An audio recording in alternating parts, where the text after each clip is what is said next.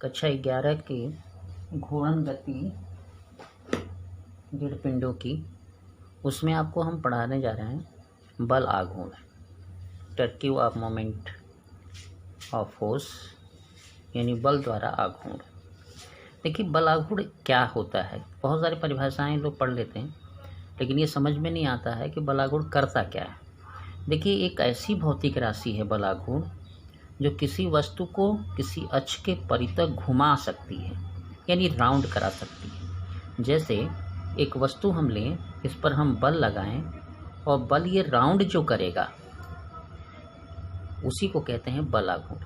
यानी ऐसी भौतिक राशि जो किसी वस्तु को किसी अक्ष के परितः घुमा सकती है, उसी को हम कहते हैं बल आघूर्ण। बल आघूर्ण के बिना वस्तु में घूर्णन गति संभव नहीं होती। यदि हम वस्तु, जैसा कि हम आपको बता रहे हैं कि किसी वस्तु में अगर घूर्णन गति करानी हो तो उसमें बल आघूर्ण अवश्य लगेगा। यानी वस्तु के घूर्णन गति करने के लिए बल आघूर्ण की आवश्यकता होती है। जैसे वस्तु को रेखीय गति देने के लिए बल की आवश्यकता होती है, उसी तरह वस्तु में घूर्णन गति करने के लिए बल आघूर्ण की आवश्यकता होती है। ये बात आपको समझ लेनी चाहिए। ये क्लियर हो गया आपका कि वस्तु के घूर्णन गति कराने के लिए बल आघूर्ण की आवश्यकता होती है। ठीक है, अब देखिए परिभाषा क्या हो सकती है बल आघूर्ण की। किसी बल का घूर्णन अक्ष के परितः, किसी बल का, देखिए आघूर्ण बल से बनता है, तो किसी बल का घूर्णन अक्ष के परितः बल आघूर्ण, ठीक है ना, टाउ से दिखाते हैं। बल तथा बल की क्रिया रेखा की लंब दूरी के गुणनफल, है ना। किसी बल का घूर्णन अक्ष के परितः बल आघूर्ण बल तथा क्रिया रेखा की लंब दूरी r के गुणनफल के बराबर होता है।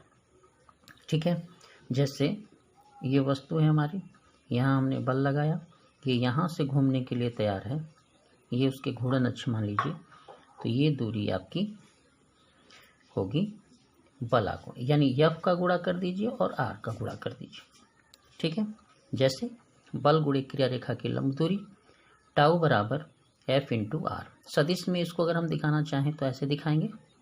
ठीक है, और इसका मात्रक होता है न्यूटन मीटर, न्यूटन मीटर, और इसकी बीमा होती है ml/t-2, और राशि क्या है, ये सदिश। देखिए क्रिया रेखा की दूरी और F के साथ क्रॉस प्रोडक्ट है, इसीलिए जब हम इसको अदिश में ले जाएंगे तो F/r sin theta unit vector आएगा। ठीक है, थीटा क्या है, R और F के बीच का बनने वाला कोण। एग्जाम्पल देखिए आपको समझ में आएगा। एक चीज़ देखिए, कोई भी चीज़ हो, जैसे ये कोई वस्तु है और हम इस अक्ष के परितः घुमाना चाहते हैं, ठीक है, तो इसके घुमाने के लिए एक उचित बल आघूर्ण की आवश्यकता होती है। ठीक है, अब इस उचित बल आघूर्ण, मान लीजिए 10 न्यूटन मीटर के बल आघूर्ण की आवश्यकता है। अब इसको में F क्या लेना चाहते हैं, जैसे F है अपने 5 ले लिया, तो क्रिया रेखा की दूरी को 2 मीटर होना चाहिए, तब ये 10 होगा और ये वस्तु घूमेगी। यही सिद्धांत का प्रयोग जब हम करते हैं कि दरवाजों में हत्था किली से दूर क्यों लगाते हैं। जो दरवाज़ा आपका होता है, जैसे ये दरवाज़ा है आपका, यहाँ पे हुक लगे रहते हैं, यहाँ से घूमने के लिए बनाया जाता है। ये जो चीज़ इतनी दूर क्यों बनाया जाता है, यहाँ भी लगाया जा सकता था। ठीक है, तो जब आप क्रिया रेखा की दूरी को कम करेंगे तो बल ज़्यादा लगाना पड़ेगा, क्योंकि उसका बल आघूर्ण निश्चित है उसकी, इसीलिए कील को दूर बनाते हैं जिससे उचित बल आघूर्ण कम बल पर मिल सके। उसी तरह कुम्हार की चाक की भी कंडीशन है। कुम्हार की चाक भी जो होती है, जैसे चाक होता है, ये कील है, यहाँ लगाया जाता है क्योंकि कम बल पर ये घूम जाए, क्योंकि चाक का बल आघूर्ण निश्चित होता है। ठीक है, पेचकस का हत्था चौड़ा बनाया जाता है। अब देखिए नया चीज़ है कि घूर्णन गति में बल द्वारा कृत्य कार्य। घूर्णन गति अगर पिंड कर रही है तो उसके द्वारा कृत्य कार्य क्या होगा, तो कार्य बराबर होगा बल आघूर्ण गुणे डेल्टा थीटा, यानी कोणीय विस्थापन और बल आघूर्ण का गुणनफल घूर्णन गति में कृत्य कार्य होगा और बल द्वारा कृत्य कार्य होगा।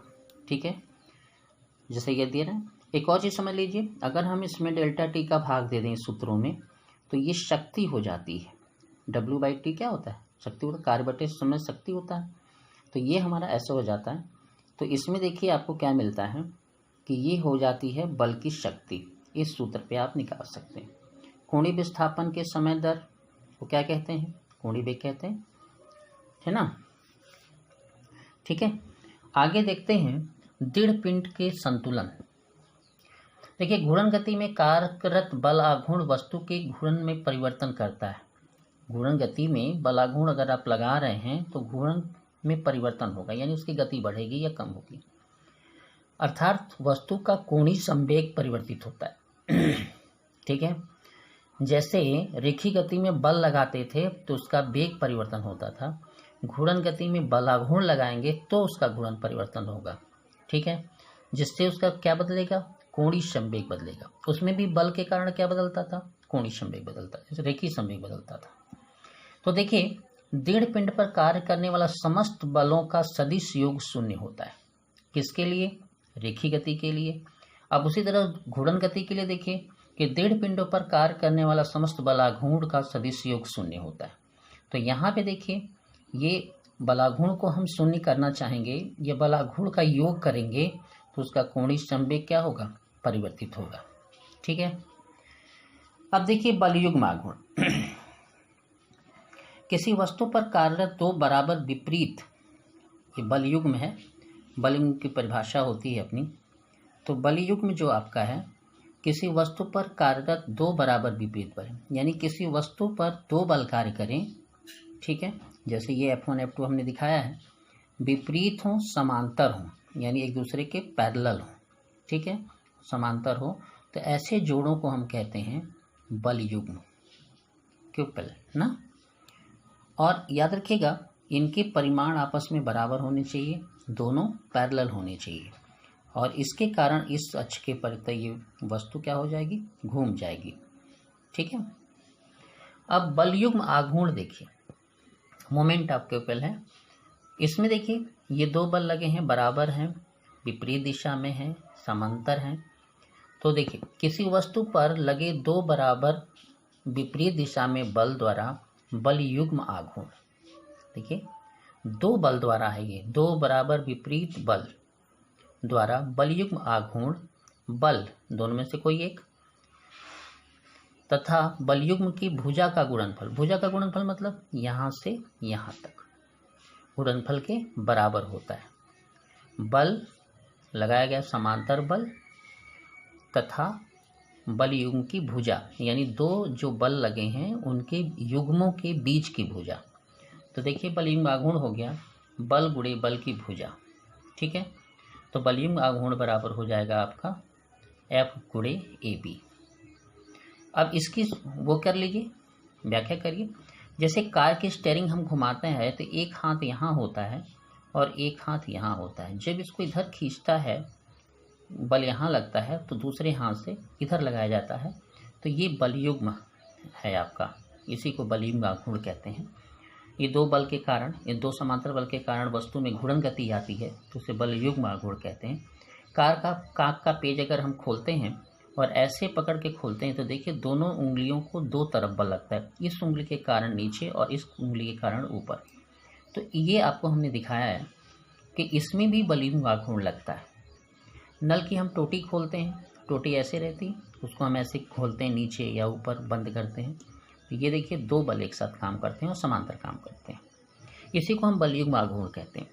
इस पूरे वीडियो में आपने बलयुग्म आघूर्ण पढ़ा है, दो बराबर समांतर बलों के कारण आघूर्ण उत्पन्न होना बलयुग्म आघूर्ण कहलाता है। बलयुग्म क्या है? किसी वस्तु पर कार्यरत दो बराबर विपरीत समांतर बल के जोड़े को बलयुग्म आघूर्ण कहते हैं। दृढ़ पिंड में जो कार्य करने वाला समस्त बल आघूर्ण है उसका सदिश योग कोणीय संवेग परिवर्तन के बराबर होता है। गुणन गति द्वारा जो कृत्य कार्य है वो W बराबर टाउ डेल्टा थीटा है, जो अगर हम बल शक्ति के नाम पे जाने तो टाउ गुणे delta theta by delta T होता है, और बल आघूर्ण को हमें बल गुणे क्रिया रेखा की लंब दूरी। बलाघूर्ण का सबसे बड़ा कारक होता है कि बलाघूर्ण लगने से ही वस्तु में घूर्णन गति होती है। बिना बलाघूर्ण के घूर्णन गति संभव नहीं है। बलाघूर्ण में किसी अक्ष के परितः वस्तु घूमती है बल के कारण, ये जैसे आपको हमने दिखाया है। ठीक है, तो ये आप 2 बार 3 बार 4 बार पढ़ें, इसके पीछे का भी वीडियो देखें, तब आपका और अच्छा होगा।